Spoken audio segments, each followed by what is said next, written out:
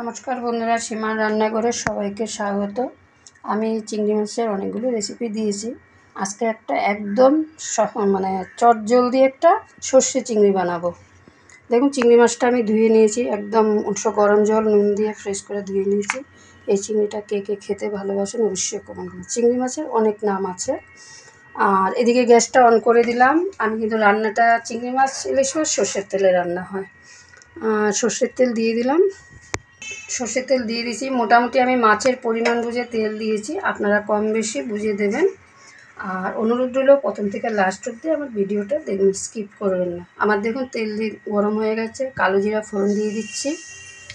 মানে খুব তাড়াতাড়ি রান্নাটা, সুন্দর একটা স্মেল বেরিয়ে গেছে। এখানে সাদা সর্ষে, কালো সর্ষে, কাঁচা লঙ্কা একসাথে আমি শিলে বেটে নিয়েছি। এটা কিন্তু আমি পোস্ত চালমগজ কিছু দিইনি, নারকেলও না। এটা আমি সর্ষে চিংড়ি বানাবো। দেখুন, আমি সর্ষেটা দিয়ে দিচ্ছি। সর্ষে কাঁচা লঙ্কা বাটা দিয়ে দিয়েছি। আমি কিন্তু সর্ষে বাটাতে নুন দেই, এখন আমি আর নুন দেব না।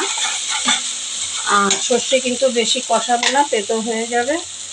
আমি 4 চামচে 1 চামচ হলুদের গুঁড়ো দিয়ে দিলাম। এখানে আমি সর্ষের টমেটো বেটে নিয়েছি। সর্ষেটা শিলে বেটেছি, মিক্সচারে একটু টমেটোটা বেটে নিয়েছি। আপনারা চাইলে টক দই দিতে পারেন, আর আপনারা চাইলে একটু চিনি দিতে পারেন, নাও দিতে পারেন, কিন্তু চিনিটা দিলে কিন্তু আলাদা একটা টেস্ট হয়, অনেকে খেতে চায় না। আচ্ছা, এবার আমি দেখুন চিংড়ি মাছগুলো দিয়ে দিচ্ছি। আমি কিন্তু এগুলো আগে ভেজে নিই। আমি চিংড়ি মাছ দিয়ে একটু কষিয়ে 3 থেকে 4 মিনিট, যেহেতু একদম তাড়াতাড়ি রান্নাটা, কোনো সময় নেব না। আমি কিন্তু এগুলো ফেলিনি, আপনারা চাইলে ফেলে নিতে পারেন। দেখুন, আমি এখন একটু কষিয়ে নেব। আবারও বলছি, 3-4 মিনিট কষিয়ে নেব। এটা সাদা ভাতের সাথে, আপনারা চাইলে পোলাওর সাথেও খেতে পারেন, খেতে কিন্তু অনেক টেস্টি হয়। একবার বানাবেন বাড়িতে, আমার কিন্তু অবশ্যই কমেন্ট করবেন।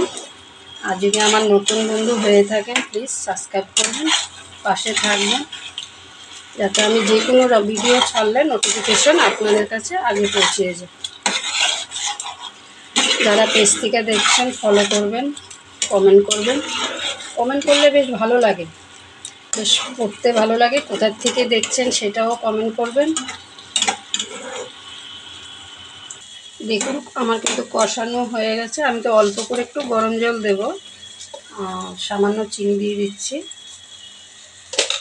আমার ছেলেমেয়েরা কিন্তু চিংড়ি মাছ খেতে খুব ভালো, চিংড়ি মাছটা সবাই পছন্দ হবে, বিশেষ করে বাচ্চারা। এই দেখুন, এখন আমি সামান্য জল দিয়ে দেবো। আর কাঁচা লঙ্কা কিন্তু আমি 4টে দিয়েছি, আপনারা আপনাদের স্বাদ অনুযায়ী দেবেন। আমি সামান্য একটু গরম জল দিয়ে দিচ্ছি। দেখুন, আমার কিন্তু আমি 3 মিনিট ঢাকা দিয়ে দেবো। রান্না কিন্তু আমার শেষ, আর কিছু দেওয়ার নেই।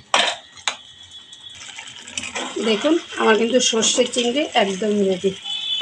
ঠান্ডা হলে কিন্তু আর একটু সর্ষেটা গ্রেভিটা জমে যাবে। এবার আমি গ্যাস অফ করে দিচ্ছি।